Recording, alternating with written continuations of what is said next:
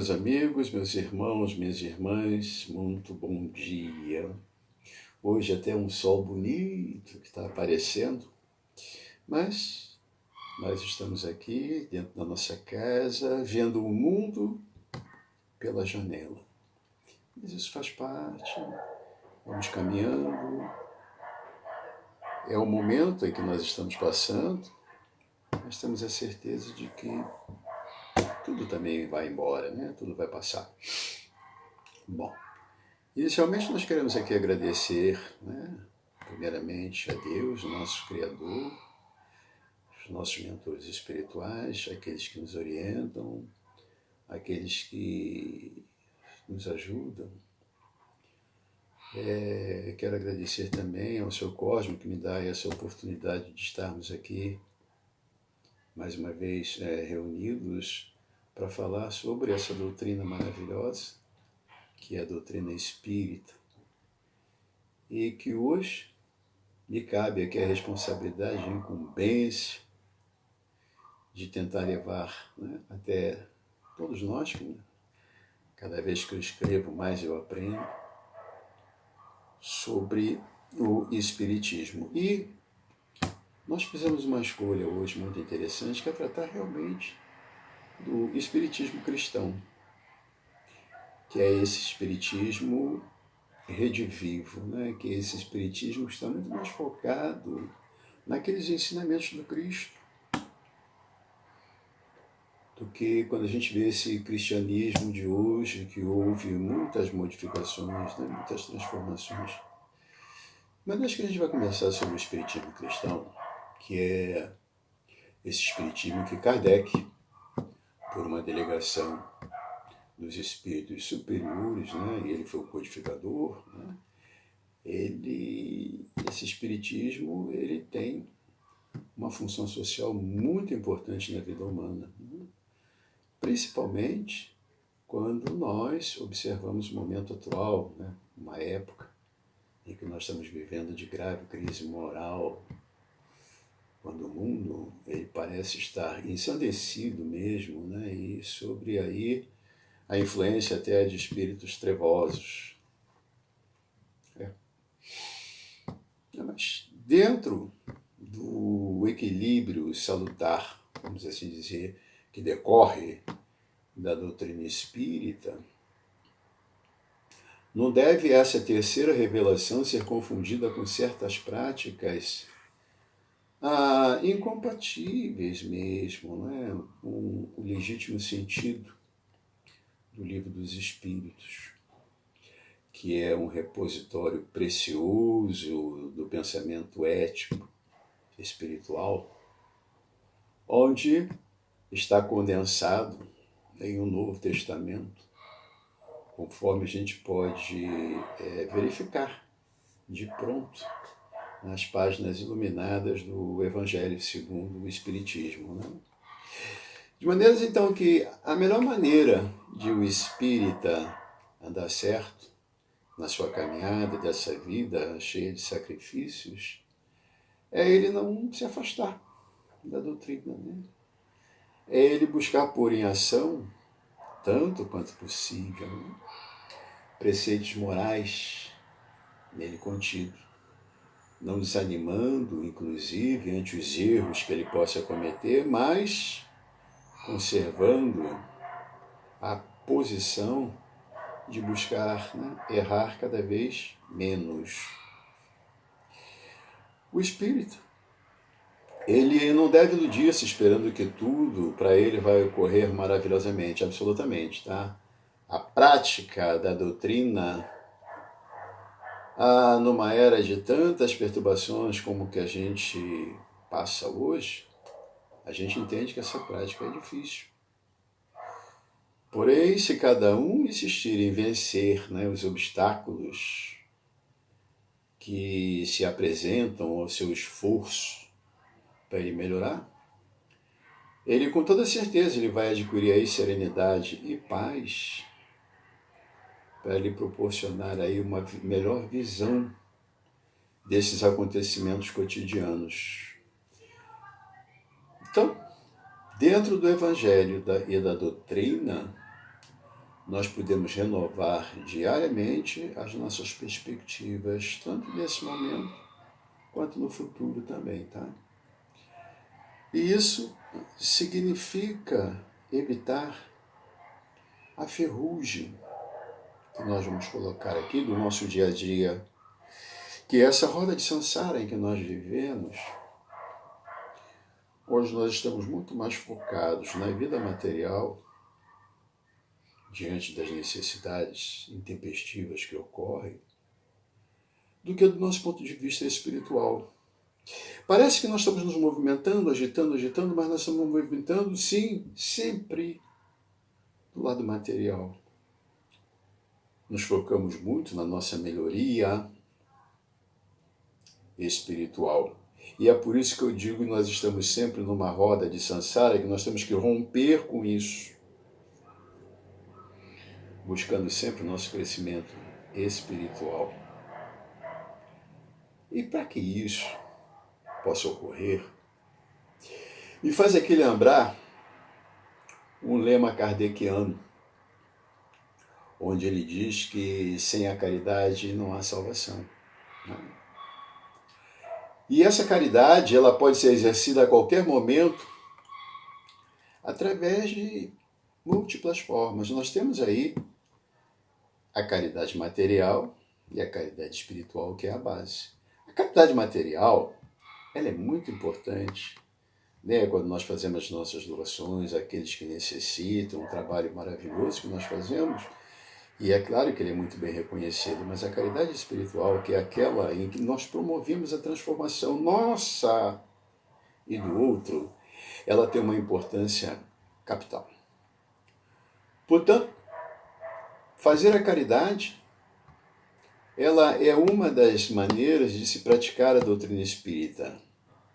Então, se cada um de nós adotar o critério de não nos desligarmos dos deveres doutrinários e esforçarmos para nos melhorarmos progressivamente, pouco a pouco, a mentalidade nossa chegará à conclusão de que somente a nós cabe sim a tarefa íntima e essa reforma individual desenvolvida, consequentemente, para colaborar, para aperfeiçoar, inclusive, a humanidade inteira.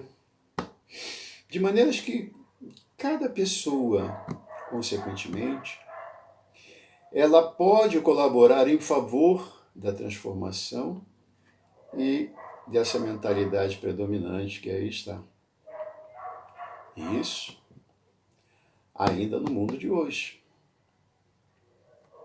Vamos acrescentar ainda de que não há uma outra maneira de ajudarmos a humanidade a aproximar-se da paz e da felicidade. E é através da caridade que nós conseguimos isso. Até porque decretos governamentais, leis sociais, tudo quanto de belo se possa fazer para orientar o homem, pouco valerá se cada indivíduo não tentar a sua própria reforma moral. Essa sim, que vai lhe dar uma visão, uma compreensão diferente. Vai lhe dar uma compreensão da vida pelo prisma da fraternidade cristã verdadeira, sem guerras, sem perturbações violentas, sem choques ideológicos, nem anseios de hegemonias, né? E nem a imposição de políticas não condizentes com o roteiro do Sermão da Montanha. Esse, inclusive, que se acha integrado aqui na doutrina espírita. Quer ver? Fazer o bem e nunca fazer o mal. Transformar o bem... transformar o mal, né? Transformar o mal que venha nos atingir no bem. Eis aí o caminho para prestigiar a educação evangélica, a educação espírita. Porque o maior problema da vida é justamente o homem. O espiritismo cristão, ele prepara o indivíduo para a vida terrena, né? Porque ele lhe dá todos os elementos indispensáveis ao entendimento com os seus semelhantes. A nossa doutrina, ela é o mais perfeito instrumento das relações humanas. Ao mesmo tempo, ela nos ensina a entender da vida além do túmulo, porque a realidade da vida, ela é uma só. E nós podemos avaliá-la sobre dois aspectos, né? O terreno material e o terreno espiritual. Tanto assim que a doutrina, educando o homem, ela prepara esse homem para ele viver bem e utilmente com as demais criaturas humanas, sem choques, sem conflitos e sem desarmonias. Então, quando os homens estiverem mais esclarecidos, todos os seus problemas serão resolvidos pacificamente, sem o concurso da violência, que nada resolve em definitivo. E a prova simples e direta está em que a humanidade ela tem feito guerras terríveis pela paz e que cada vez mais ela se distancia dessa tranquilidade dentro e fora do lar. E aí vale recordar aqui um aforismo latino que diz: se queres a paz, prepara-te para a guerra. Olha que coisa. De maneira que então tudo cai num ciclo vicioso. Se queres a paz, prepara-te para a guerra. Então, você faz a guerra para chegar até a paz. Ocorre que a paz, essa paz decorrente da guerra, ela deixa resíduos. Deixa resíduos, tanto naquele que venceu quanto naquele que perdeu.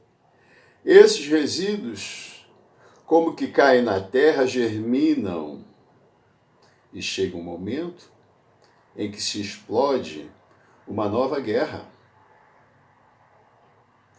E aí é necessário agora que essa guerra ecloda para que se conquiste uma nova paz.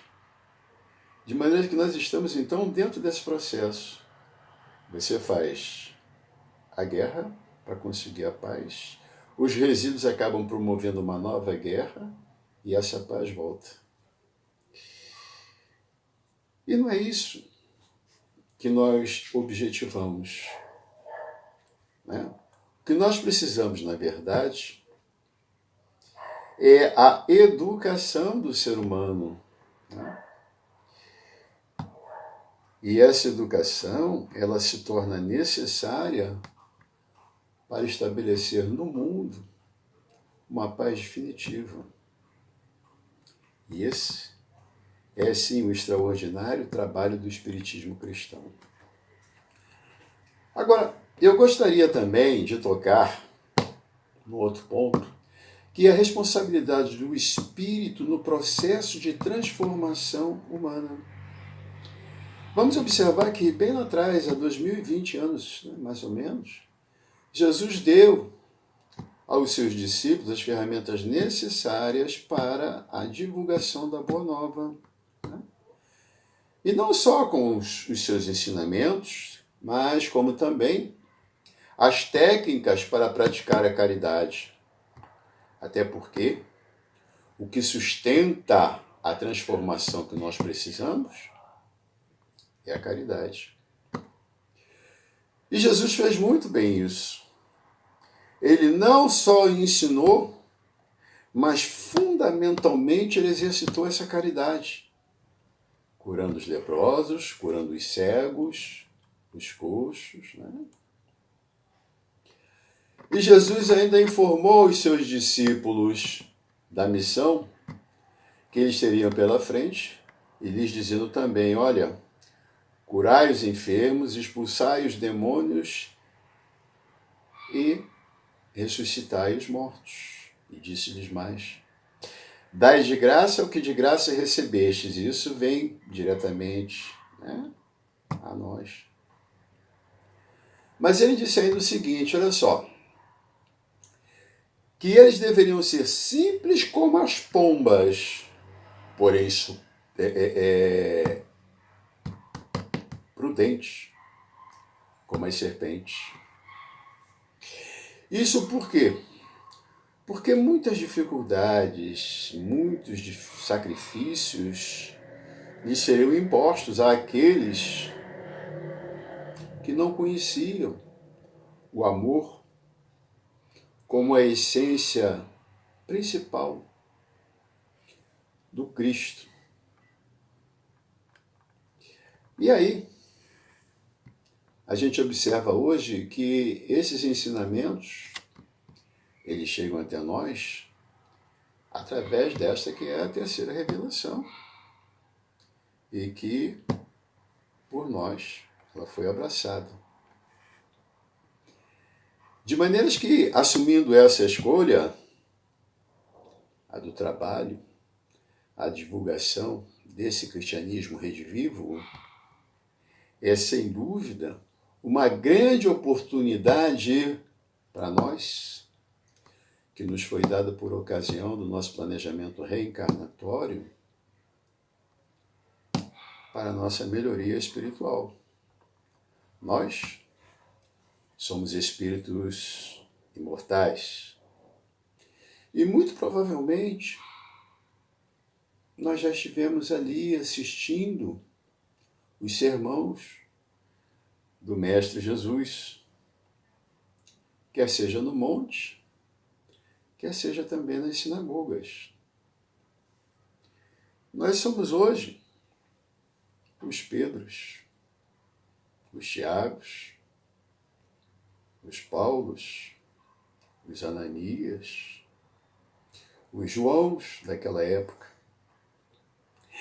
E nós temos que ter a responsabilidade e a consciência para exercermos as nossas ações aqui. Temos sim que ter a preocupação de não cair nas tentações e nas mazelas do dia a dia, como o orgulho, o egoísmo, a vaidade, e estarmos sempre atentos às necessidades do nosso próximo. Nós somos tarefeiros. Somos os trabalhadores da seara do Cristo. E temos como função a necessidade de promover e restaurar a paz. E também o amor entre os povos. A incompreensão, o desamor, o preconceito e até a violência material também poderá ser empregada contra nós, como foi com os antigos cristãos, que eram levados às covas dos leões e às fogueiras da Inquisição. Contudo, nós temos uma certeza, que é através da fé, e essa fé, que é capaz de encarar a razão frente a frente, que nos levará à transformação moral, que nos facilitará dessa longa viagem que nós estamos fazendo nesse trem, que para de estação em estação. Hoje, estamos nessa estação. Daqui a pouquinho o trem nos pega. E é esse trem que nos levará até a angelitude. Caros irmãos, agradeço por essa oportunidade de fazer essa reflexão e de levar a todos nós essa necessidade de refletirmos muito, porque escolhemos uma doutrina de amor, uma doutrina de luz, uma doutrina de caridade. Que tenhamos no coração sempre isso, a caridade. E como disse Jesus, amai ao próximo como a ti mesmo. Um ótimo dia para vocês e que Jesus nos abençoe. Graças a Deus.